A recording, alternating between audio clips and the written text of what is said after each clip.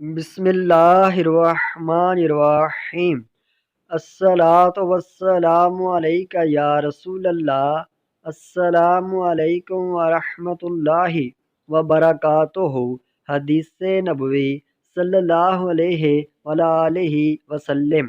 نبی اکرم صلی اللہ تعالی علیہ وآلہ وسلم نے فرمایا، اللہ تعالیٰ کی 100 رحمتیں ہیں، ان میں سے ایک رحمت کو تمام مخلوقات کے درمیان تقسیم کر دیا ہے۔ اس کی وجہ سے وہ ایک دوسرے پر رحم اور شفقت کرتے ہیں، اور اسی وجہ سے وحشی جانور اپنی اولاد پر رحم کرتے ہیں۔ اللہ تعالیٰ نے 99 رحمتیں محفوظ کر رکھی ہیں، ان کے ذریعے وہ قیامت کے دن اپنے بندوں پر رحم کرے گا۔